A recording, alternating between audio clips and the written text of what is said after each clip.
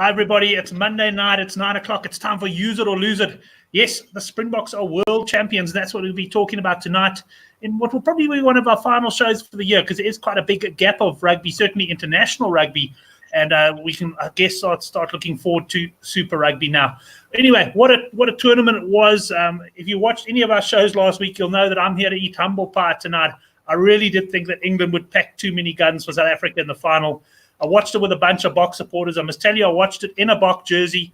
And it was one of those games I was strangely subdued, but I did enjoy the performance of the Springboks. Unbelievable. And I'm looking forward to hearing what the panelists say. They really did beat England all ends up. A lot like England did the same to New Zealand the week before. There's just no argument about the fact that the better team on the day won that performance. But let's start off then by introducing you to the panel. And I'm going to start off down in the Cape with Judge Rugby. Judge, good to have you on the show. Sorry, I've just taken Judge out the show instead of bringing him on. Judge, good to have you on the show, and I can see that smile on your face. You were firmly in the Bok camp all tournament. Hey man, it was always going to be tough in the final, but incredible game. Like what they put together on Saturday was nothing short of sensational. So, and they did it when it mattered, man, and we're champions. Like, who would have thought? Excellent. Yeah, it's been amazing. I mean, even on Twitter today, there's just been so much reaction to it, and really, really was a phenomenal performance. And you know, the way, I mean, I got the feeling of that game had carried on another 10 minutes. The Springboks could have scored 3 more tries because they literally broke the English. By the end of that game, England were absolutely gone.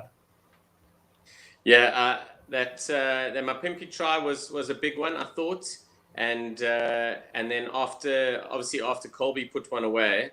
I think, but the thing is, the truth is they'd literally been worn down from the get-go. Like when your scrum is going backwards, the backs are not happy. You know, the backs can talk all they want, and I'm one of them, and we can have a good laugh and a bit of banter and, like, you know, stop running with the ball forwards. But their job is to, first and foremost, to secure that ball. And when they don't get it, the backs get toilets, and then they're just basically on the back foot getting battered all day. And then we've got some excellent finishes, and it just broke them. Absolutely. Well, Couch Critic was in my camp in the sense that he had a bit of money on England, but I know, Couch, you were at the deep down in your heart shouting home the Springboks as well. It was a very impressive performance, and I'm assuming you found it in yourself to celebrate the Bok win that night.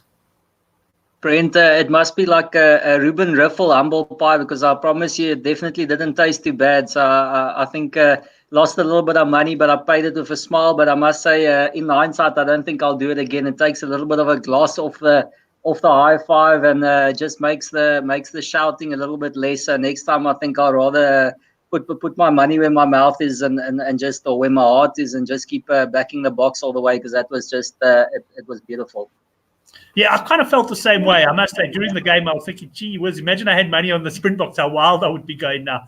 But I guess it's one of those things, Couch. We assessed the tournament as punters up at the start. And I mean, we thought England were the value. And to be fair, as you know, Southpaw pointed out in the Good for the Game forum, they started the game at 4-10, and we had them at 5-1. The thing is, it's no use getting the value if you don't win the bet, and full marks to the Boks on stopping us there. But looking forward, I'm going to be handing over to you to host the show with the boys, because I think there's no doubt about it, Couch. We've probably got 2 of the biggest Boks supporters with you on the show that you're gonna take through. And let me introduce the other one now. It's a man who's been very busy all tournament. He's been working in the studios of SuperSport. He's had a WhatsApp broadcast list going where you heard from this man many times a day. Certainly did enjoy some of the coverage. And it's Yellow Cap. Good to see you, Jacques. Great to have you back on the show. Thanks for having me for this show. It's probably the best one to be on. It's true. I mean, you're going to enjoy the show. I know you're one of those guys, really, from the start. You didn't have much doubt that the Boks are going to win. And I got to ask you, I did see on Twitter you had that bet with an English fan who was going to now have to wear a Springbok jersey. I saw earlier, I didn't watch the video, but he was appealing for a Springbok jersey. Has he made a plan yet? No, I haven't heard anything back yet. I've actually tried to help him a little bit by, tagging a few guys that could hopefully, spread the word. And yeah, anyone in the Western Cape, old Scrum 5 needs a jersey badly, and he's apparently got some good things up his sleeve. So let's make it worth it, and let's help the man get a jersey. Yeah, that's it. Well, let's make the effort there, guys. So looking very forward to tonight. I'm going to be lurking around a little bit in the live comments, chatting to the guys. So, Couch, I'm going to hand over to you to take it through with the guys. Enjoy the show. I've eaten my humble pie, and now I'm going to watch in the background. Have a great show, and I'll pop by back at the end. Cheers, Brent. As you said, yeah, I think you handed me two of the Bok faithfuls, yeah, and I must give both of them credit. Whilst we were all talking smart and talking tactics and so telling everyone all the reasons why the English are going to take it all the way, both these lads were very focused on the box and they stayed true to it. And I must say, I think I'd give you both credit. It wasn't just blind loyalty. I don't think there was definitely some reason for your optimism, and no credit to you guys. Yeah, Cappy, I'm going to start you off there. Just I know it's probably a bad question for you guys, but was there a specific moment that you just in this game felt, okay, we got this? You believe now, or was it always from the start? Just it was written in the stars, or was there a specific moment that you just had a little bit of a comfortable feel about this? Yes, for me, the standout moment was, I think it was in the 33rd or 32nd minute when the box went, England went through like 24 plus or whatever phases, and the box were just relentless in their defense. It was amazing to see. And I was watching the game with some family of mine, and after that, when it finally came to an end, I told them if this doesn't motivate the box or break England, their hearts, how are we going to get through this if they can go that long to stop us, that close to the line and even take us back again. That has to break any team's morale. And I just felt that was a very, very big moment. At that moment, I turned to my brother-in-law and I told him this is big for the game. And yeah, obviously, I think the whole time before Mapimpi's try, I felt that we just needed a try just to get that gap bigger from it was constantly 69 points, which to me just felt like, it kept England in the game. And I just felt if we can get one try, it would probably seal the deal, even though I know a lot of people were still a bit uncomfortable because it was only about a 13-point lead after Mapimpi's try. So, but that one defensive moment, I know there was another one, I can't remember the time, but it was actually so good the second time round that they took England back. It wasn't just a matter of defending, but they defended them back. So, but that one moment in the 33rd minute was the defining moment for me in this game. No, 100%, Jock. I have to agree. I kept telling people on a betting forum that obviously I was supporting the box, but I didn't think my money was quite down the tubes there because I thought England would weather the storm, and as soon as they had an attacking opportunity, they might seize it. And that after about half an hour, they launched that first real attack, and it was a sustained effort. And I thought, okay. I think Billy Vunipola especially got probably a foot from the try line. I thought, okay, this is there's a bit of trouble here. Judge, specifically, is there a moment that stood out for you? No specific one, but it's definitely a little bit of growth, through the half. Like from a scrummaging point of view, I've never seen something like that. Almost in a tier one space for such just like a sustained period of time. They dominated, the Boks dominated, and that if you don't get front football, we know that at Rucktown we're pretty handy. So I thought once that happened, I thought there's a little something. Then with Pollard's first kick, I got a little bit nervy because obviously he missed it, and we really needed that. But the thing is he changed his headspace very quickly. Like there was no problems with that. And he climbed back on, and we had a 6-point lead at half time, and I quite liked that. I thought, and that defensive effort was world class. We did it against Wales as well. Like that really breaks sides, especially when they're getting pushed back in the scrum. Like this is their opportunity to get back in the game, and then they can't even do that because we're dominating them.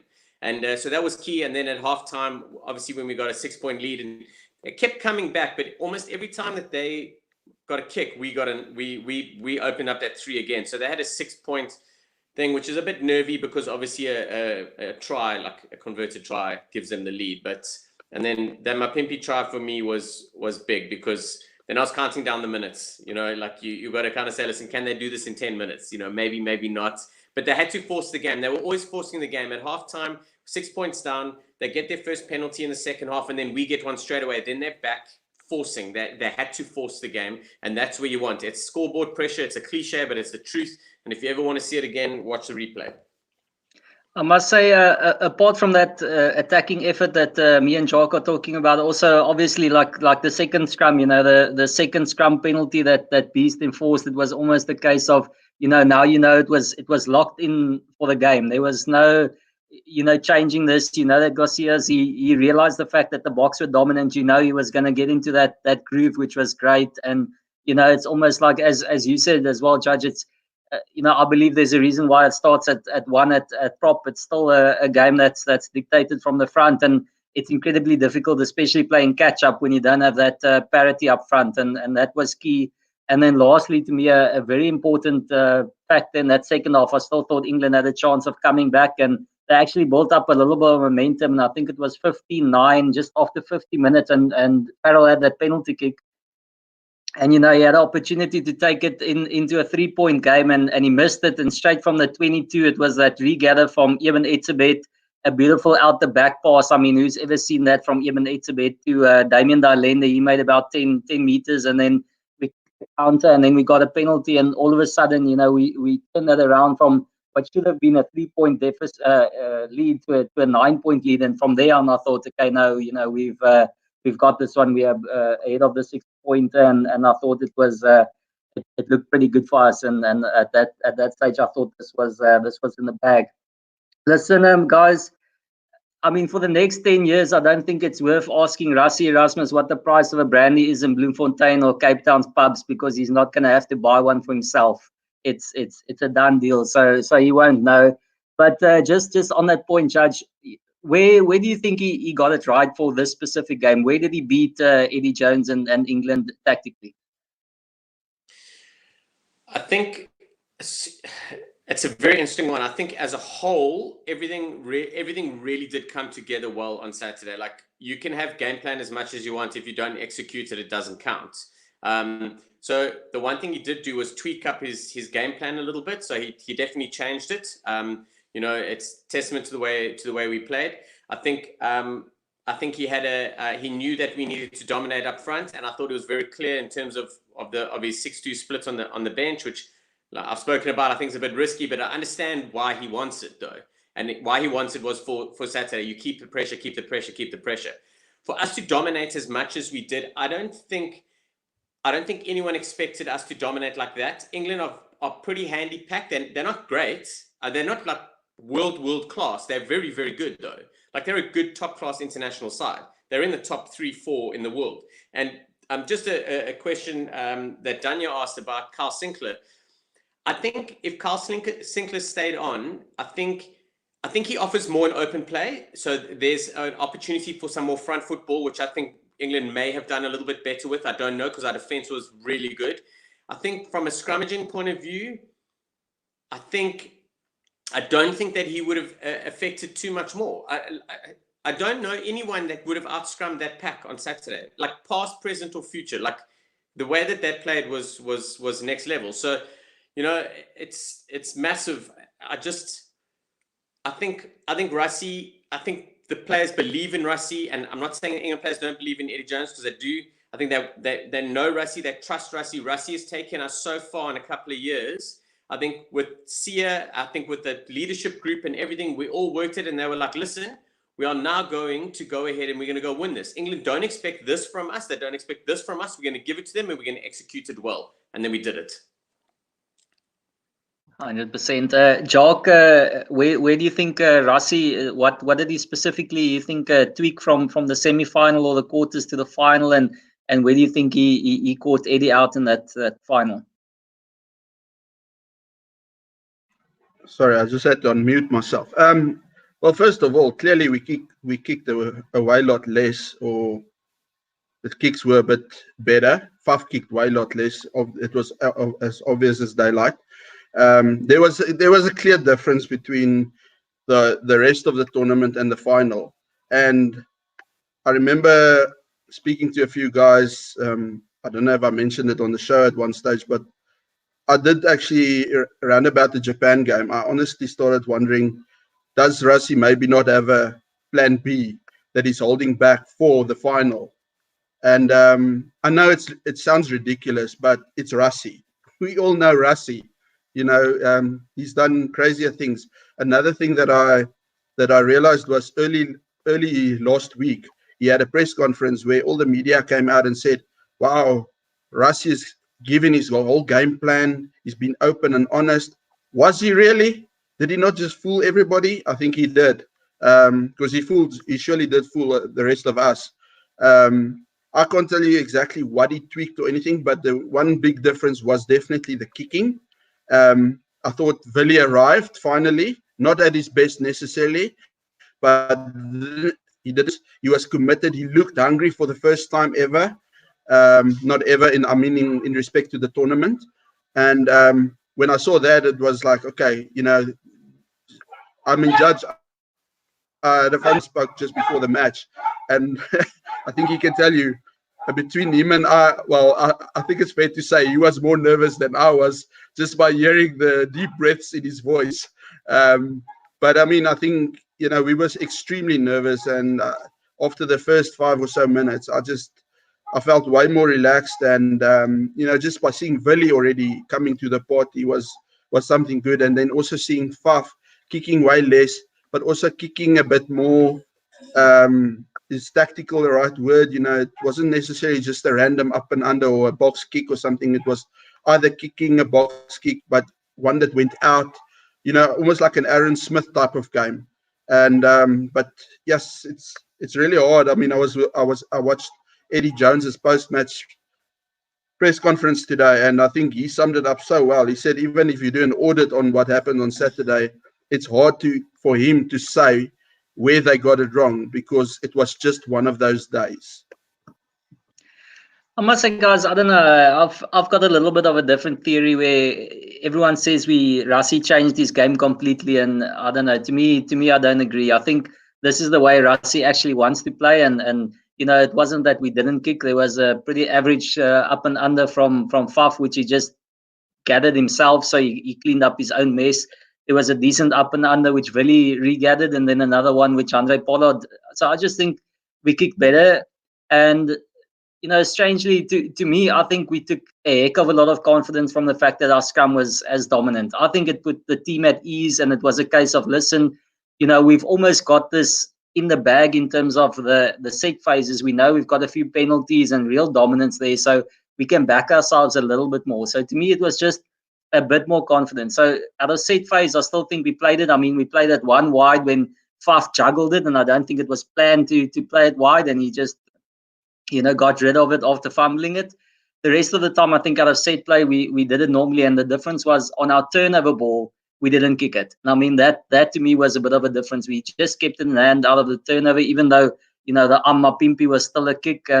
But as I said earlier, there was a little bit of a rerun there from Damien Darlende coming back from the back, which probably in the past we would have just kicked as soon as we got the possession again, and later on as well we might have kicked it. So to me, it's just on the counter we kept it in hand a little bit, but otherwise, they said a press conference and what Rassie's going to bring, and we all knew it. 99.9% of the world knew the Boks are going to bring physicality, and we're going to try and dominate the collisions and dominate the battle, and that's exactly what we did. And the big thing about that is you can know that the Boks are going to do it, but it's a completely different thing trying to change it. And I saw someone ask there about Sinclair. To me, the thing is, it might not have been a big difference with Sinclair, but at least it might have taken a bit of time to dominate Sinclair, and then you've got the Coles option where as soon as we got the wheel over Coles, there was no B option. They didn't have a proper lock there to cover the tight head side, so you couldn't bring that on.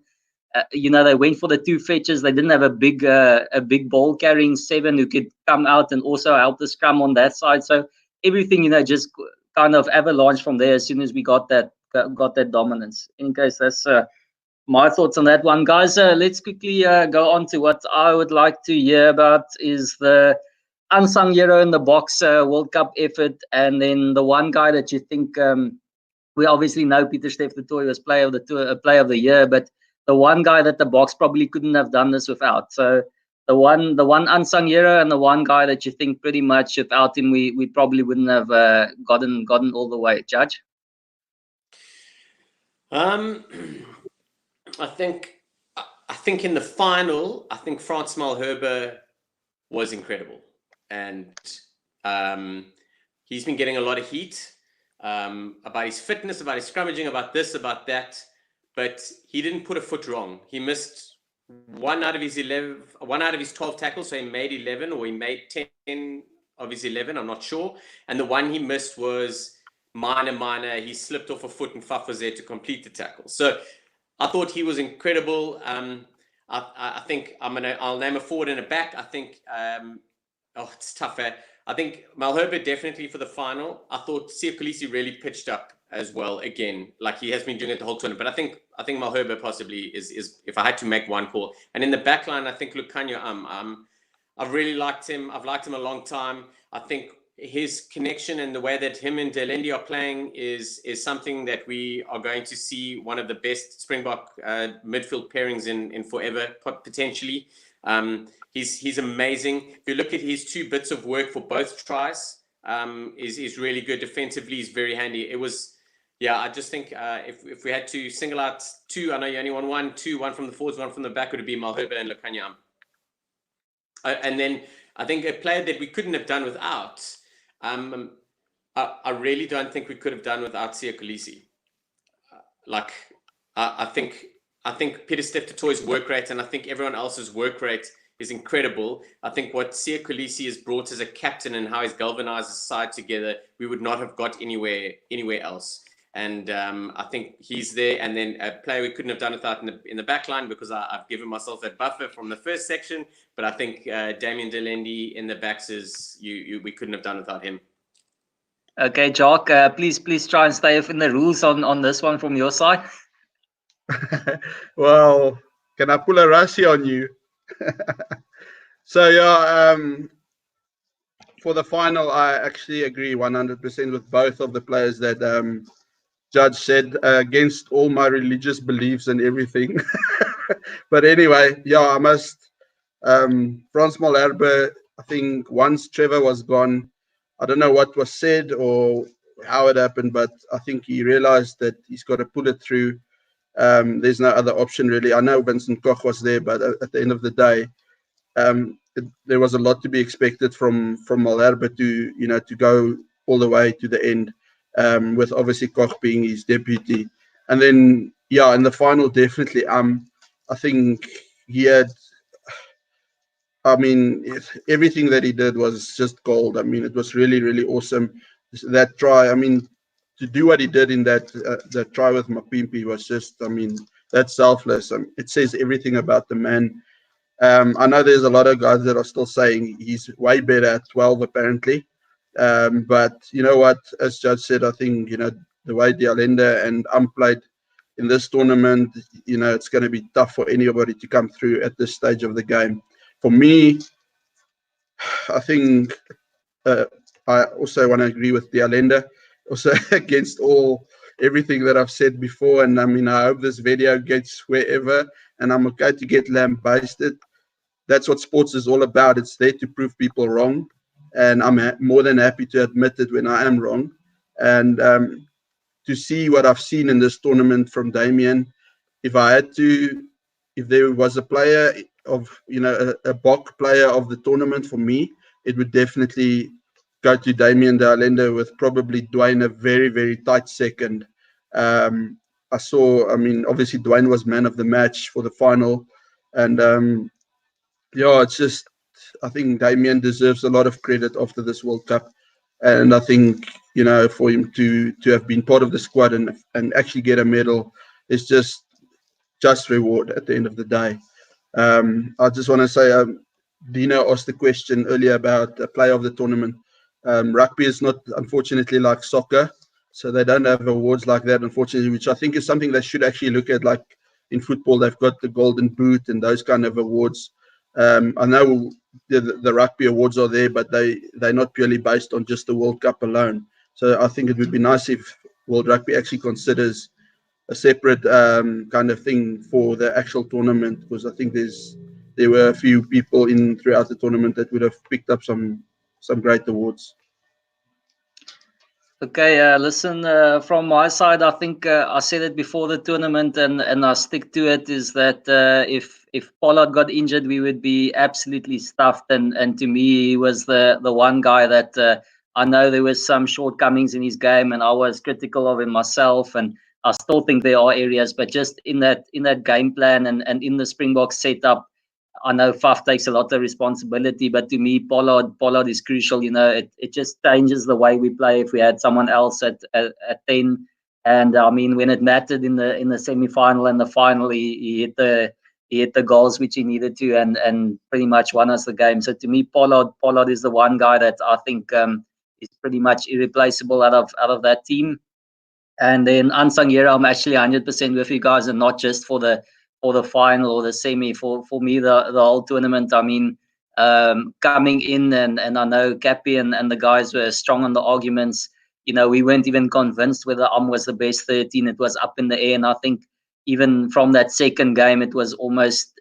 It's nothing against Jesse Kriel, but it's almost like you didn't miss Jesse. There was never a moment that you thought, geez, I wish Jesse was here. We're missing out. We've got a problem. Obviously, we wanted him on the bench and that kind of thing. But in terms of his performance, was, he was flawless. And we all know how important he is in that defensive system. And especially for someone who didn't spend the entire 18 months with Rassie, he really stepped into that role. And it was, to me, was definitely the unsung hero. And I mean, just that try in the final was brilliant as well. He's such a he's a absolute creator of a player. He didn't even think about trying to go for the try himself. It was just, get it to your winger and get the score. So to me, he's the one. And Frans Malherbe, I mean, we've got quite a number of guys that Rassie just, he just didn't falter. He backed some guys to the hilt, and those guys really came out to war for him. And Frans Malherbe is one of those guys. He just said, I'm not going to go backwards in the scrum, and I might not get the B scores running with ball in hand, but I've got to do what I got to do, and he did it well. So definitely those two were sublime.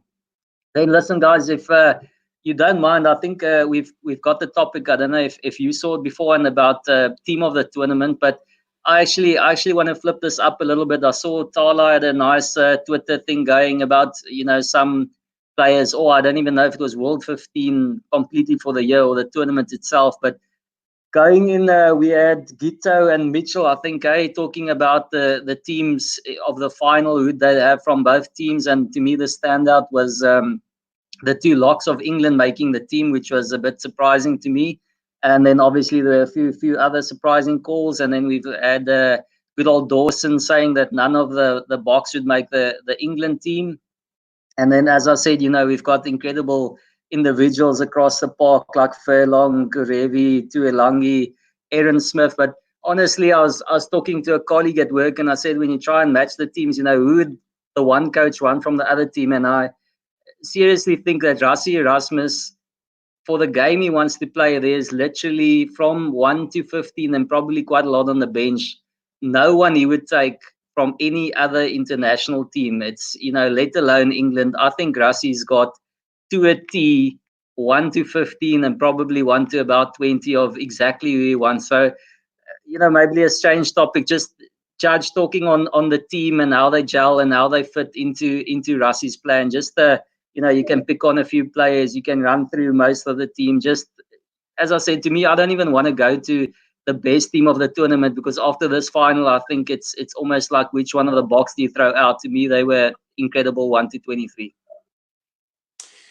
Yeah, excuse me. It's quite an interesting one. I think I agree with you in terms of Rassie maybe would change one guy or two guys, like if he had a choice. I think now he won't. I think one thing about Rassie is he literally puts whatever issues he has behind him and he moves forward.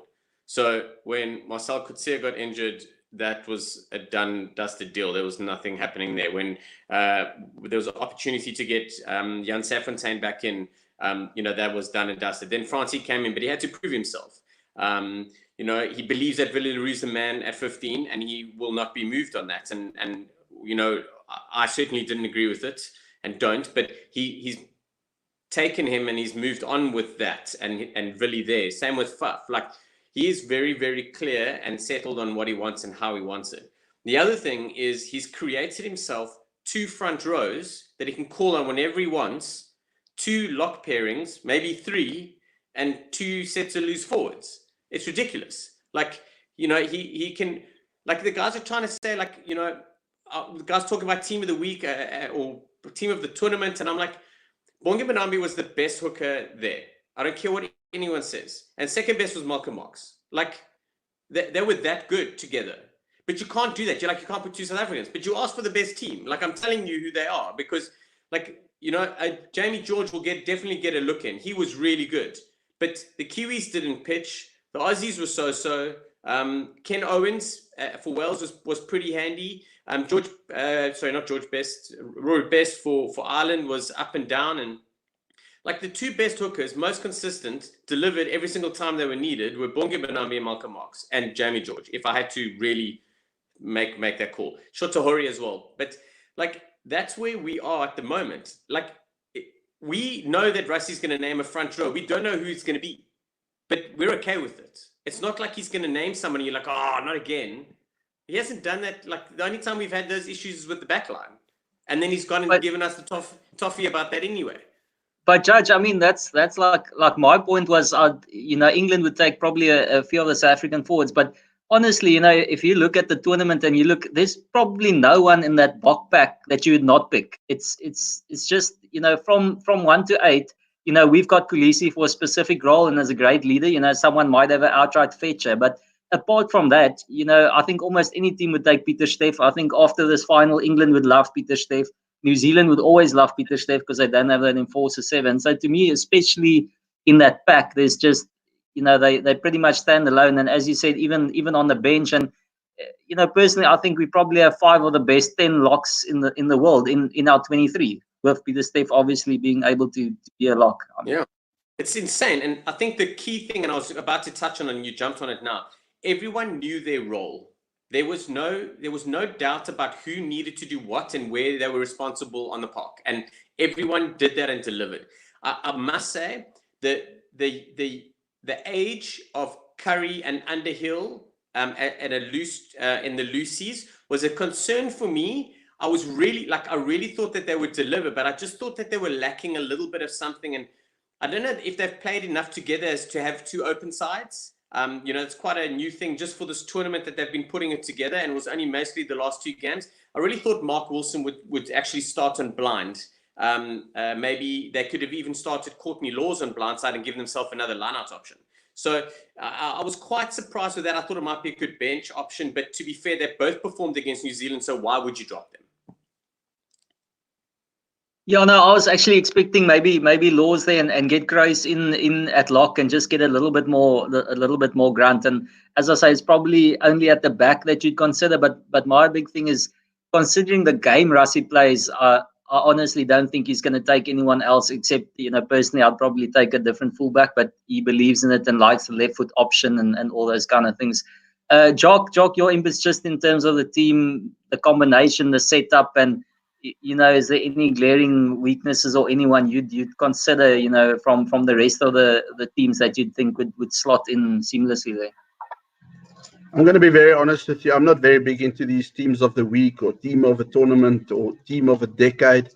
I normally check it out, but I strongly believe that those things are purely selected on individualism, you know, on you as an individual.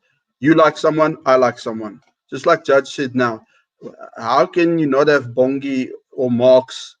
You know, I mean, the stats are there to prove that they are the best. So it's a matter of who do I favor and who do you favor.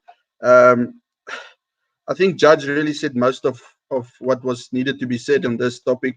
Like I'm being very honest. I'm not big into these kind of things, so it's not a topic that I really, you know, want to delve into, because I think, you know, I can rather give you guys more value on something else. I do, however, I just think another thing in this past week that might have also affected a lot of things was, just as it affected the match at the end of the day, was a lot of people thought that England had another New Zealand match in them, which I strongly didn't believe at all. I think there's only one team in the world that's got 2 great games or more in them, and it is the All Blacks. we actually went and looked at when the All Blacks lost 2 games in a row. I'm not sure if you guys know this, but it was in 2010 last. That's the last time the All Blacks lost 2 games in a row. Other than that, they've never ever lost 2 games in a row. The closest coming to that was maybe a loss and a draw. And that was again, and that in 2010 was firstly against South Africa, and then the following week against Australia. I don't think at the moment, and this is going to be very brave to say, but I don't think any other team in the world is there yet to do that. To put 2 performances like what England did, or 2 performances like what we did. And at the end of the day, there's one thing that we all need to remember. This year, we did not beat the All Blacks. Yes, we lost 1 and we drew 1, but we didn't beat the All Blacks this year. And I know a lot of people say the All Blacks is the best team in the world. No, they're not. Go look at the world rankings. That is the truth.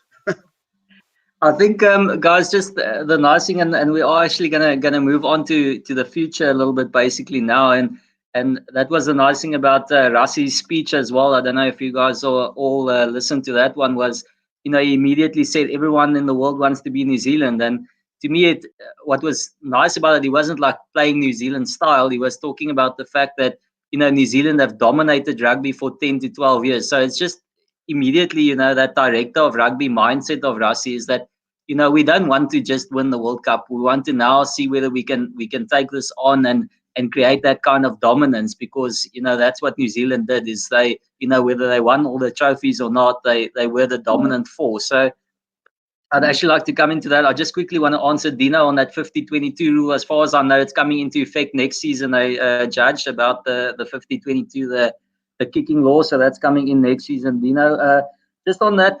Guys, Kulisi, Rassie, Cyril, even Prince Harry said, this is great for the country. The country needs it. It's going to unite us. I think we all know a little bit better. It's great for a week, having some smiles and just a good feel good, South African effect. That's brilliant. But some politician will go and stuff it up in a few days, and I think some of them have already. So, it's not going to have a long legacy, I don't think. But anything that helps for a little bit is good, and it's a great thing. And just seeing everyone with Springbok jerseys who I didn't even think watched rugby at work and things like that was great. So it was awesome. But in terms of this, do you think it was, we gusted out on the day, we really pitched up and we played a great game of rugby. But is this, a short-lived success for the Boks, or is this something that the Springboks are going to be able to take on and really carry forward for the next 4 years? Jock, maybe let's start you out on this one. Do you think we've got what it takes to really, keep that number 1 position? I think we've got it at the moment, the number 1 position for the next 4 years, or do you think there's still plenty that we need to change in our game? So there's 1,457 days to the next World Cup. I don't think we're going to be holding on to number 1 necessarily all the way. But I think the secret, and I think this is what Rassie alluded to yesterday at the World Rugby Awards, is that it's all about consistency. And I think, when he spoke about the All Blacks, it's about being consistent consistently. And we need to be up and down, 1 week up, 1 week down. That's not how you're going to become better. We've reached a place now where we need to find a way to get better, and obviously, I think Rassie's goal is his next point of better is the consistency thing. And I know for a fact, someone asked earlier on, is a 4-year plan ideal, or has Rassie's proven it that you don't need 4 years to plan for a World Cup? It's probably too long. You don't need that long time. And I know this is why I wanted to say that, is Rassie's next focus point, even though he's not the coach, is the British and Irish Lions. Apparently, when he came into the role of head coach for the Boks, there were 600 and odd something days to the World Cup. It's plus minus the same time until the British and Irish Lions arrive. So he's clearly got plans, or what's the word, he's got male parlor goals that he wants to reach. it's not a long-term plan, which I think is a good idea also, because it's to think about the next World Cup now, it's stupid. It's not worth it. A lot of things are going to change in the next 4 years. A lot of the players that played in the team now won't be there in 4 years' time, and there's just a lot to think about. So at the moment, focusing on the British and Irish Lions is the next big task, apart from the other rugby championships and all those things that come in between. But and I think that is what Rassie and whoever's taking over is going to use as a stepping stone towards the British and Irish Lions to get more consistent. I think I saw somewhere that this was the first time since 1998, I could be mistaken, that we've only lost one game in a season. So, I mean, that is a hell of a stat. If you think about it, it's crazy. So, yeah, at this stage of the game, I think consistency, I want to agree with Rassie on that we need to get consistent at being good. And if we can do that, then we'll hold on to that number one spot longer than I think a lot of people might think. Judge, on to you, please. I've seen some questions here. Just hold on to the Bok Coast question. I'm gonna pop that to you later. So don't talk on the candidate specifically. But do you see us, maintaining quite a lot of this momentum? And as Doc said, it's a very good point that I think it's almost a good thing for us that we've got the Lions to focus on in between, and that creates a little bit of a other goal than just having 4 years. But do you think we're going to go back to our normal kind of struggles, or are we going to be able to keep this level going for a little bit longer? I 100% agree in terms of the Lions coming, and I think it's one of the best sort of stopgaps that we have between World Cups. Rassie has literally turned the coaching world on its head by not only coaching a side to become world champions, but coaching the Springboks, considering us as a country and the political side, but also us as where we were, because we were shit. Like, I don't know how else you can call it. Like, we were really, really, really in a bad space. So he's taken it out and he's put the guys together and he's given us a World Cup. So it's amazing how, like, blueprints are going to change now. He's like been a catalyst in something and started moving it forward. The other thing, and I speak about it all the time, and I've for years and years and years, and like I'm sure everyone's sick and tired of it, but succession planning has been our biggest failure in this country when it comes to rugby. We have not had continuity at Bok level in forever. The only time we had continuity was a little bit after Jake White, was a little bit when Peter de Villiers took over, a little bit, but he was a little bit in the system and stuff. After that, Hanneke, Coetzee, it's just not happened. Like we just basically clean house every 4 years or every 2 years. And now Rassie, on his when he first started, he was on a 6-year deal or an 8-year deal, I'm not sure, as director of rugby. He's going to move into director of rugby. He is going to be heavily involved with the Springboks. There's no doubt in my mind. He's not going to hire a guy that doesn't believe his same values. He's not going to provide continuity and not going to provide another stepping stone. So all of a sudden now, essentially, if everything goes well, we are going to have 6 years of the same rugby language spoken in the Springboks, spoken for Super Rugby, spoken in the under-20 internationals. That's unheard of. And that's how we become and stay and maintain at being the best. And now we have a platform where the Springboks have won the World Cup. We are going to have an influx of players. It's the way it is. We're going to have guys that are paying more attention and getting more involved and have more belief in the system and the game, everyone. And the Super Rugby coaches are going to be like, shit, we've got it going now. Like, we've got Rassie to tap into. We've got Jacques Nienaber to tap into. We've got so many guys that have been brought together and have turned an international side around in less than 2 years to go win a World Cup. Like, we have what it takes. And it literally a case of, if there's a massive explosion and the guys, like, and we lose like 20 in a row and they clean house again. And I honestly don't see that happening. Yeah. Sorry, on my way home, I had an interesting chat with someone. The name of Deon Davids suddenly popped up this evening on a conversation on Twitter that I saw, and I took the conversation offline because I didn't want to ruffle any feathers, obviously. But what I found out about it was That's apparently that's so very unlike you, Cappy. I've learned a lot. You can ask Judge. He's known me since 2015 or something. So I hope he can back me that I have changed a lot. I mean, geez, I backed Damien de Allende. Come on, guys. Frans Malherbe. I still believe he'll look good in a tie in a bank. But We've anyway, got you on record. That's why I've got to say it now while you guys are recording. So no, what? So I don't understand where this conversation is coming from. Then I was told that apparently Rassie is backing Deon Davids. Fair enough. As people are saying, in Rassie we trust.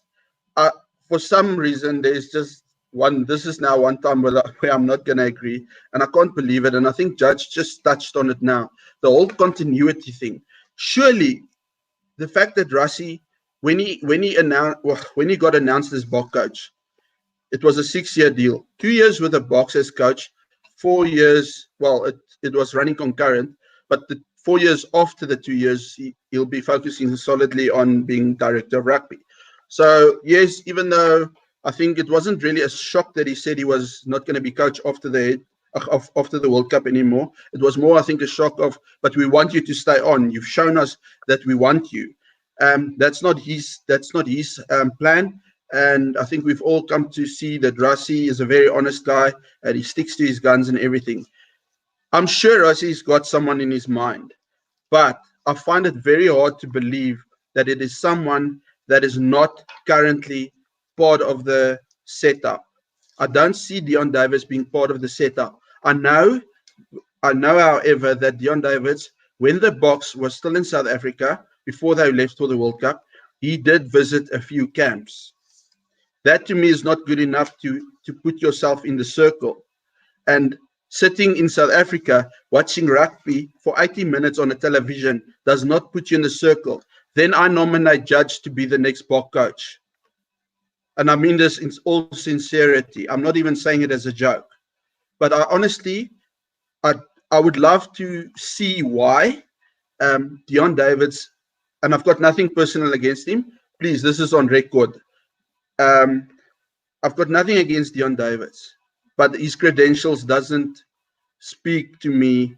The only thing that it's telling me, it's a transformation move, which I'm telling you on camera, it's the wrong move we will ever make. It's proven already. It's got nothing to do with that or anything. We should have a succession plan like the All Blacks do, where it should be someone in the mix, whether it be Zwandile Stick, Matt Proudfoot, Jacques Nienaber, I don't care, but it's got to be someone in the mix. And that's my say.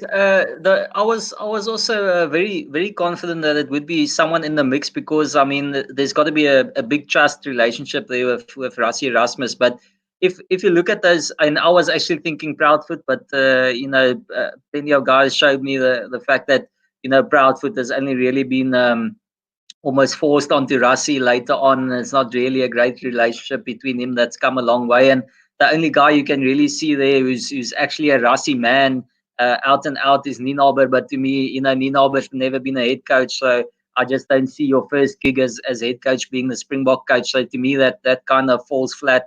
And as both of you said, and especially Judge there with the whole, I'd like to see the package of Rassie Erasmus and Nienaber be available to all levels of South African rugby and that blueprint, because I mean it just is a fact that those two go together as the blueprint and Nienaber's defense and Rassie's technical analysis and that pull that through. And that's the big thing that we've all been saying here is that New Zealand have had it, whether it's been formally or informally, they've almost got that same system, that same style that's been flowing from age group rugby into all their teams. And that's going to be the nice thing and the benefit. And I actually think 4 years isn't enough. I think you should probably have a guy on another tenure for another 4 years to be able to really implement that kind of style in age group rugby and really get it going. So to me, I'd like to see Nienaber stay in that kind of role. Who exactly will be a Springbok coach then is as I say, a very, very tough one. But there is a candidate that I like, and he's obviously not going to be part of that system. But hopefully, Rassie will make him part of it, and feel he can trust him in that kind of scenario. As I said, to me, Proudfoot will be the only other guy who's a possible candidate. Again, not a Super Rugby coach, not any other kind of coach really as head coach. So to me, they're just on contenders. Stick, same thing. So, Judge, who do you think could be a possible candidate for Bok coach? So there's obviously talk at Broke today that Jacques Nienaber is in the mix. I don't know how I feel about that. It's kind of difficult to argue after what he's produced with Rassie in the last in the last 18 months. Just going back to Deon Davids, any other coach for that matter. Personally, I didn't see enough of Deon Davids at the Kings to see this step up. However, I know that he has been spoken about in particularly from Rassie and a couple of and in the circles about being involved, and he has been involved. So there's something that'll happen where what happens if Davids comes in as head coach, Proudfoot, Stick, and Nienaber stay on for another 3-4 years, and Rassie takes a director of rugby role. There's succession planning already happening. We're already starting to do stuff. Like, Rassie's going to be involved with whoever takes over anyway, so we will have created a little bit more. We can't necessarily push one of the guys that are assistant coaches in now. I think, if you look at like who's available at the moment, we've got a lot of very big personalities, but very, very well experienced and good international coaches available. Michael Chaker, Eddie Jones in a couple of years. We've got there's some big guys available. Like, that's the truth. And I've always said, like, if you want the best, you want to be the best, you have to get the best. So, but the thing is if your director of rugby and everything he sets up over the last 3-4 years doesn't coincide with what the new coach brings, it's going to be detrimental to the game. So that's why it is imperative that Rassie takes his time and makes a good decision. And I'm telling you now, he hasn't just decided now from Sunday with his headache that he's not going to be coach, he's getting a new one. He's thought about this long ago, and he's spoken about it long ago. And he was always only going to ever be director of rugby, and then he's taken on the head coach role. So there's always been a plan. He's always wanted to move out. He could never handle both for a long period of time. However, we would all disagree. It's just something that I think that he's thought about. I think there are plans in place. I think guys are learning stuff. We've got to understand that we are going to have teething problems. I hate to break it, but we're gonna. And if we get those teething problems sorted out with more guys in the mix that have been in the mix and take us to the Lions, and then we ramp on from the Lions and then go into the next World Cup, we are going to start creating a legacy that we haven't seen in this country in decades. Okay, Judge. So that was a very long political answer to my question. I didn't hear a single name drop there.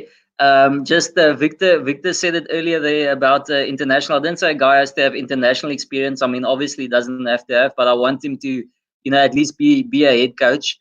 But as you guys say, it's actually quite difficult. I don't see, a Mitchell kind of Eddie Jones, as you guys say, where, this guy, he'll have his own, imprint that he'd want to make on the team. And as you guys say, Rassie he's not going to want that. He wants his flow to continue. So that's going to be the tough thing for, a settled coach. I think Giel talked about the possibility of Joe Schmidt, Judge. I have no problem with Joe Schmidt. I really don't. I tell you why is Rassie definitely would have dealt with him when he was in Ireland. And there's clearly quite a strong connection with Ireland. Obviously, we've got a couple of guys in the mix.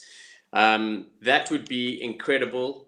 I also don't think Rassie will not allow someone to provide their own something. I think the one thing that, honestly, I think is non-negotiable. I don't think they're changing the defensive setup at all, considering he said it would take 3 years to come right, and we're only in our second year. Like, I think to change that now would not happen. So that's why I'm leaning towards Jacques Nienaber staying there in the mix. I don't know if I'm happy with him being head coach, but You know, that would just close the gap between director of rugby and stuff, and Rusty would still be heavily involved, but not take on that head coach role. So Joe Schmidt would be a big shout. I think I don't have a listen. I've always been a fan of Robbie Deans. Like that oak's incredible, and since he's balls up with Australia, he's been in Japan, and he hasn't been in the international mix for a long time. There's a few coaches that are free. So I must be honest, I haven't thought about it a lot. I'm too busy hoping Rusty will stay on a little bit longer. But the truth is, I think in the long term, it would probably be detrimental for us if he stayed on too long. So I think the sooner we start this, the better. But the problem is there's always something coming up. And now, if we had 4 years to the next World Cup, we would have said, cool, we'll take anyone because we can work through it. Now we're looking at the Lions tour, and the Lions have gone beaten Australia. They've drawn against New Zealand. We're like, screw this. We actually want to take them down hard. We're going to show them who's boss, and we're going to take the next World Cup in France because they didn't give it to us in the last time we won it there as well. So like, it's never going to end. So we need to kind of like draw the line somewhere. But I will say, I really feel that Rusty will make the right decision, and I do think that he's already been chatting and sorting us out for a while. I must say, I'm loving this in Rassie we trust. He's got keys to the door at the moment. Rassie Erasmus has got free reign. You know, just elect the president. Why don't you? You can do whatever you want, mate. I must say, Robbie Deans, I do like. You know, there's almost no equal to his rugby IQ. That's for sure. Cappy, I see some Johan Ackerman, and I'm thinking along the lines, maybe even a John Plumtree. What do you think? Yeah, I've also been asking the question about Akkers, but I seem to remember something about there might be a contract in place that's keeping him down. So I'm not 100% sure until I'm pretty sure if you get an international deal, it's exit stations. I mean, just ask Eddie Jones. Yeah, look, I mean, there'll be money involved. I mean, there's obviously an exit clause, but it would include some money, which hopefully after winning the World Cup, you know, bodes well for Saru in that regard. But I like the Joe Schmidt idea, definitely. Obviously, Robbie Deans, as everybody says, has always been a bit of a favorite for some or other reason here in South Africa. You know, I just don't know if Saru is willing to take that chance, you know, after the John Mitchell, you know, with, you know, wherever he's been, and that. I'm a big fan of John Mitchell, so I didn't have an issue. It was quite sad when he left the Bulls, but yeah, for me, I just wanted to add something on the whole Ninobe rumor that's going around. I know Judge hasn't really made up his mind about that, and he feels a bit uncomfortable. I also don't know, or it sounds like he doesn't have any head coach experience, but I know for a fact that him and Rassie have come along a hell of a long time, and I'm talking. These guys are like mates. They're not just colleagues. They are proper mates. And to hear the rumor of him taking over makes quite a lot of sense for me in that regard. If I look at it, if I look at it from that point of view, and the fact that Rassie is going to be director of rugby, it just tells me his finger will be on the pulse. So even though Ninobe might get the job, or let's say whoever, as Judge, I think, alluded to it, Rassie will still be involved no matter what, no matter who. But the big thing I think that one needs to ask is, the same thing happened, I think, with Alistair, where, you know, at the end of the day, what's the point of being the head coach when someone above you is dictating to you what you're doing? Then Rassie might as well just stay on, honestly. And that's where I think Ninobe is perfect, because they are good mates, they understand each other, and also, like Judge said, Rassie hasn't been thinking about this for the last 2 days. He's probably been thinking about this the last 18 months. So I know he hasn't probably, or as far as our knowledge goes, he hasn't been a head coach, which I'm 100% sure of, but he has been involved enough with guys, and he must surely have what do they call it, a coaching certificate, or, I mean, yeah, the clever people will know what they call it. I'm sure he's got one of those. Otherwise, he surely wouldn't have been in the mix. But I think the big secret here is the whole Rassie Ninobe relationship, is what's going to be going through if he does become the head coach. Just a quick one. I want to just add on that. So apologies, I did say that I was kind of a little caught off guard with this conversation. I don't think Akkers is a terrible shot. And the guys will definitely have an exit clause for international stuff.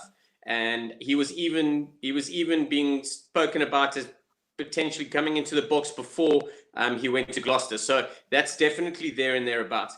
I think Plum would be an incredible choice. I think Plum, he knows us. We all know him. He loves our rugby. He loves our players. He's been back in New Zealand for a while, doing some good stuff. He was, I just think Plum's a great shout. I don't have a problem with that at all. So we've got options. I think Rusty's good enough I think he's mature enough and has set up enough processes in place that when he hires the person he wants to hire, he's going to let them go with it. And they will have to be man enough or woman enough to come up to him and then have that discussion, if they need something. And I think he'll provide some guidance. I don't think he's going to sit on them and every single time you turn around a corner, Ricey's sitting there taking notes. You're like, shit, was that a performance appraisal? I don't know. I was due one of those so soon, So, I think whatever he does will be right. I tell you, I'd have no problem with Plum. You mentioned that, and my eyes light up. I think that would be a great shout. Obviously, John Plumtree is he's my firm favorite. I'm pushing him all the way. I'd love to see that, but I do think it'll be a strange gig. I don't think Rassie is that kind of guy, but at the same time, you're almost I'm sure it's gonna be a package deal of you're gonna have to keep stick kind of thing, and you're gonna have to keep Ninabe, or so coach has got to be able to buy into that. I think that's the only almost clause that's going to be, because they're not going to rewrite the whole defensive system, and I'm sure SA Rugby kind of would like to keep stick involved and that kind of thing. So I think you are going to have to be a little bit flexible as a coach, and that's where I think like a Mitchell kind of guy he's a bull in a china shop. He's not gonna work in that kind of setup. But hopefully, I understand Ninabe. I know it'll be the easy choice. Even a Van Graan, I think is it would work perfectly for Rassie, but for me, it's just a no-go. Yeah, no. It's an absolute no-go. I can't have Van Graan. I don't know. No, me neither, man. Guys, just relax. He's just re-signed a contract with was it Munster? So don't worry. There's always an exit clause. We just had this discussion. Please. I don't care about the signing stuff. It's but in any case, hopefully it's not going to go there, guys. Okay, listen. Let's move on from the coach. We've got a few ideas there. It's lovely. Quickly from you guys, looking at the others, we've done the box. I think we're pretty much ready to move on from the box here.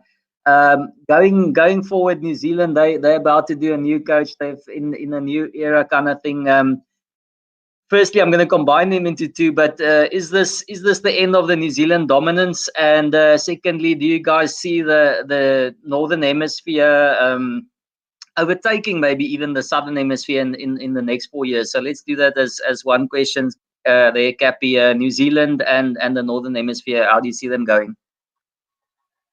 Sure, both of those are tough calls.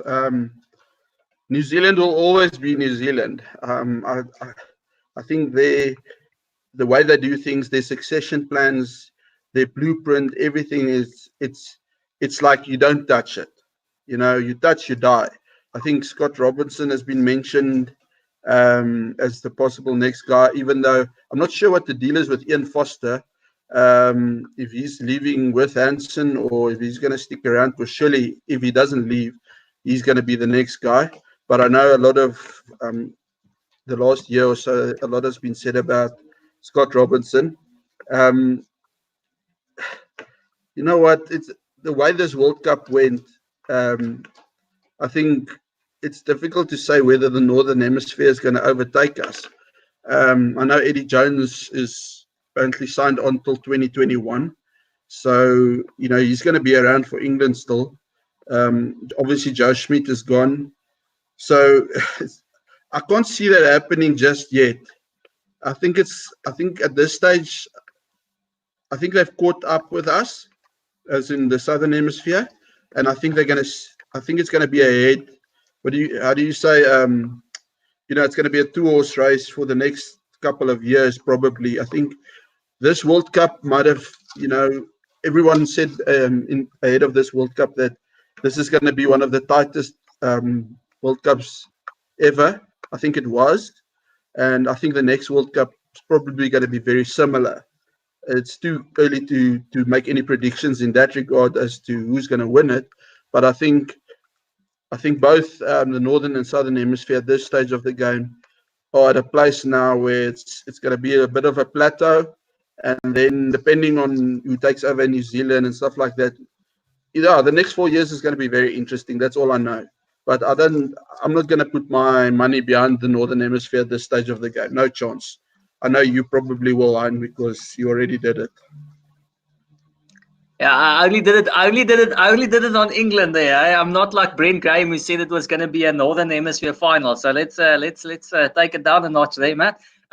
Sean, on to you in New Zealand, Northern Hemisphere. I'm going to start off with the North. I think Ireland and Wales have been thoroughly derailed. I think just purely Wales from a depth point of view, I think they're going to be struggling. I think Ireland have run their race. They need to start completely rebuilding now. They've started a little bit, but they've got quite a bit of work to do. I think Scotland are going to struggle. They'll have their moments. It just depends when their moment is. And I think England have got quite a young side. I think we're going to see a lot of these players that are in this squad. I think a lot of them will be involved very close to the next World Cup, if not at the next World Cup. And I think France have a pretty young squad as well, or pretty decent squad. So, between England and France, I reckon in the next World Cup, they should be in the running. I think with regards to the Kiwis, I just want to touch on Jacques, what you said earlier on in terms of like the Kiwis haven't ever lost 2 in a row since 2010. But I tell you now, in the last 2 years, New Zealand haven't played 2 good games in a row either. So they really haven't kicked on, and they've kind of been stuttering along and stuff like that. So that's the thing. I think Scott Robinson's in the mix. I think I saw a very interesting point on social media where they need to have a coach that is kind of come across some hard times in coaching, and I don't think Scott Robinson's one of those. He's literally took over Canterbury and just clean sweep the Mighty 10, and then went into the Crusaders and just dominated. So he's an exceptionally good coach. I think he does need to be in the mix as head coach straight away. I don't think so, and that's also not the Kiwi way. They do properly like to you take one step at a time on that ladder, and you'll get to the top if you hang around long enough, So I think from a Kiwi point of view, I think they'll be okay. I was actually watching House of Rugby the other day, and they were talking about like how the Kiwis are so good at, like, they've always got another guy on the production line, and I think it was Mark Tyndall said, well, they don't. They don't have so many players of class to pick from, so they really invest in 2 guys, and they invest heavily. And he says in France, and he didn't mention South Africa, but it's definitely South Africa. We are happy to discard when someone's not performing. We don't ever put our time and effort into a player unless we are absolutely forced to, because there's going to be another one coming. So I thought that was a great insight into how the Kiwis operate, and they just value things a little bit more. And I think we're going to start getting to that space now. I think in terms of the Kiwis, I don't think there's going to be a major surprise in terms of head coach. I think it's going to be one guy that's actually currently in the mix, or been spoken about heavily for the last year. And it's not they haven't fired anyone. I mean, Hansen was never. We all knew at the end of the last World Cup he was going to be here at the end of this one. So they've prepared for it. Guys, I must say, just my thoughts is it's hell of interesting times. The Boks are top of the pops. We just won the World Cup.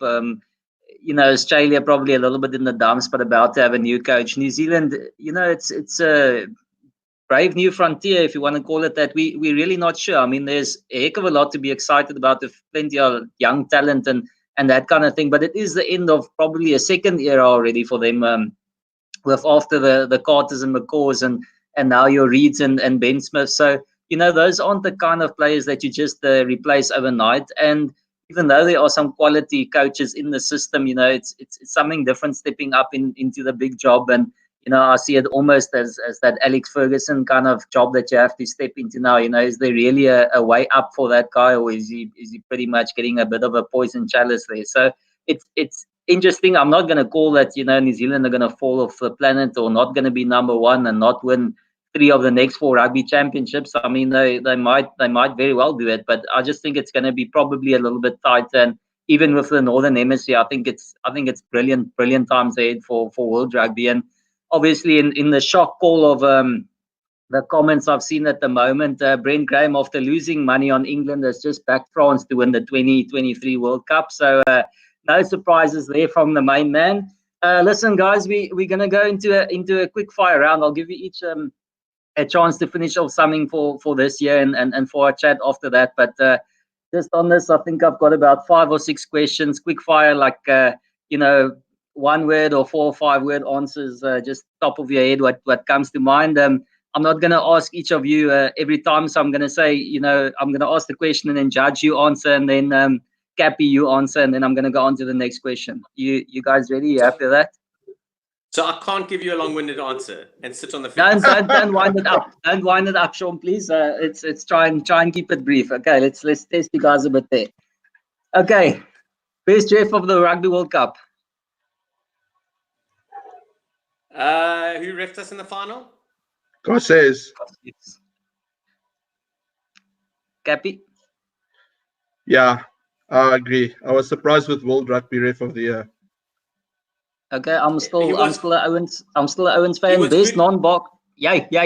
You're doing a comment. Barnes was good. Barnes was good over the year. Let's give it. Yeah, he was. No, he was definitely.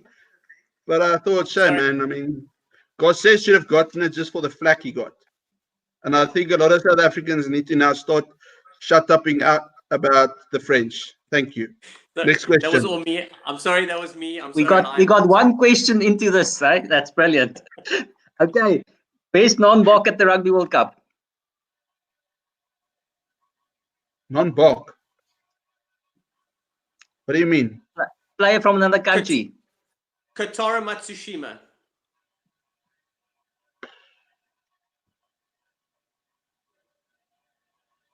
Yeah. Okay, I'm going to answer for you. Himino also at 8. Okay. Yeah, I think that's a pretty good call. Someone from Japan. I think actually Lapis wouldn't have been too far off there as well. Obviously, apart from what happened in the final, someone like Itoja as well. Most disappointing team? Ireland. Although now I said that in Canada was the worst team, but from a tier 1 team, Ireland. I'd have to agree. Okay, New Zealand, let's call it semi-final. Who'd you pay at 10? Bowden. Yeah. I played Bowden because I played Ben Smith at 15. Yes, me too. Okay, next All Black coach. We covered this. Why stop repeating yourself? Come on. Just call one though. You said he's in the mix. Call one. Scott Robertson. I can't answer. I need to think about this. Okay, last one, guys. Name the 2023 finalists Rugby World Cup. The 2 finalists. Springboks and France. England again. Springboks, England again. Massive. And hopefully Owen Farrell plays still. And okay, James, thanks so much. Listen, guys, just... Sorry. I know Judge is still struggling to get on Twitter, and I've actually told him to just create a new account, and between the rest of us and everybody on the chat, we'll make sure that he gets all his followers plus more back. And just Judge, when you do get back on Twitter and you want to follow Owen Farrell, his new handle is Turnstile 10, by the way. I was gonna finish off by asking you guys your highlights of the Rugby World Cup, and I was gonna say mine was not having to listen to Judge Rugby on Twitter. But Any guys, thanks so much for joining us on these shows, guys. It's been a heck of a ride, and I mean, I think we started the Judge as well probably 2 months before the event. I think we've kept it going beautifully, and as Brent said, I'm pretty sure we'll take a little bit of a break and get back into things, and I'm sure we'll have probably a few times that we're swearing at the box, and a few times we cheering them on again. And thanks so much for your insights, guys. And I'll give Brent a final word to probably give you guys a bit of a send-off and say something to finish off. Yeah, excellent. First of all, I just want to say thanks to all the guys in the live chat. It's been great having their participation over the Rugby World Cup. And thanks to you guys, Cappy and Judge as well. It's been excellent. Yeah, we'll probably slow down the shows as the year ends and sort of come back firing for Super Rugby. But it's been great. I've really enjoyed listening to the quick fire questions at the end as well, Couch. I must say I enjoyed that. Of course, I've got to throw in my finalists. I think it's going to be France against the Boks in 2023. I genuinely think France at home are going to be massive runners. They've got all the youngsters coming up from the under-20s. And I do think that France are going to be big runners. I didn't think they were that bad this year, to be honest. I thought they should have won their quarterfinal against Wales, and I think they're going to be big runners. But I do see South Africa. I'm not saying we're going to be strong for 4 years and we're going to dominate World Rugby, but I think the foundations have been laid for South Africa to be a force going forward now. And I think the whole succession thing you guys talked about is right. But I also think the best things that South Africa ever did was make the decision that they're prepared to use the overseas-based players. Because there's no doubt about it. It doesn't matter how strong Springbok rugby is. The pound and the French franc or whatever it is, the euro, that is going to lure youngsters out of the country. I mean, you could see that Grey Flauf, I think, already sort of gone there. So if we can keep some of those guys and bring them in for the Boks, I think that was a big factor. And I think if you look at our Boks side that won this World Cup, how many of them were actually based overseas and how crucial those roles were. And I think that's the best decision we made. And I think New Zealand, for example, I stand to be corrected, but I don't think they do select overseas-based players. And I think it was mentioned in the comment as well, there's going to be a big exodus there. But guys, it was great seeing you. And I've got to say, Cappy as well, thanks for all your broadcasts during the thing. I mean, I think I must have, my phone's whole memory's gone up on your broadcast group there. I think I'm going to have to clear the memories a bit, but thanks a lot.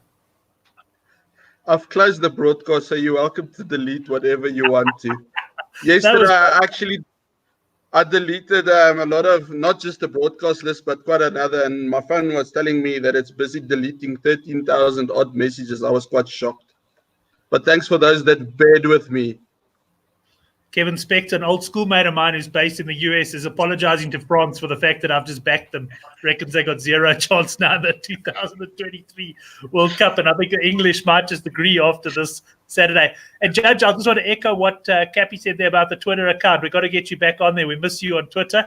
And I reckon when you are back on, if you give up on your original account, then we'll all punch you and get your followers back as quickly as possible. Thank you. I'll have a think. And just thanks, gents. It was a great World Cup. A little off script, which Hein, I know you probably suspected, but I just something I think we need, like, massive high five to Makazole Mapimpi. I thought his growth in the tournament this year alone, his growth has been incredible, and the man has stood up and become like some of our best performers, our best performing player in the last 2 games and our most important ones. And I'm so flippin' stoked for him. It's ridiculous. But thank you. And Kat, I want to give you the last word because, I always tell you to try and keep the show down to under an hour. And here we are at 1 hour, 18 minutes. I got the feeling that you could actually go on longer, but have the last word. Thanks very much for hosting the show and all your contributions over the World Cup as well. We will, of course, still see you on Thursday nights for the betting show. Just before you say, I just want to say, don't invite Judge and myself on one show if you want to try and keep it under an hour. Never going to happen. No problem. I was going to say, as soon as I saw it went over an hour, I knew we could just as well take our time now. There's no stopping. The ball's rolled over the edge there, so we could let it go. No, I mean, from all the guests we've had, Tala and Brendan and everyone else who's been on, I don't know if I'm missing some people, but, it's been brilliant. And, since me and Brent came up with this idea, I think it's been brilliant, and it's been a great fun having a chat with you, Oaks. And just sharing some thoughts. And then lastly, just what I want to finish off with is 100% credit to Rassie Erasmus. We've questioned him on Willie, and maybe that didn't, but it came off in the end. My Pimpy, we were wondering, should he even be in that squad if you're going to take two guys? He stuck out with it. Amal Herbe, he took flack for, and he's 6'2", everything, and he took it in a smile, and he took it in his stride, and he just said that when you guys are moaning, it means you care, and to me that's a big thing. Even when you do kind of shows and comments like that, it's because we care about Bok rugby and we care about rugby in general. So thanks for everyone on the comments, and thanks for everyone for joining us, and it was great fun, and see you again next year. Excellent. Well done, Box. And I think just talking on the time as well, it's the beauty of these YouTube shows. It's not like you're restricted to a certain time zone. So if you've got things to talk about, you may as well carry on. Guys, it's been an absolute pleasure. Very sad, I must say, personally, to see the end of the Rugby World Cup. Absolutely loved it.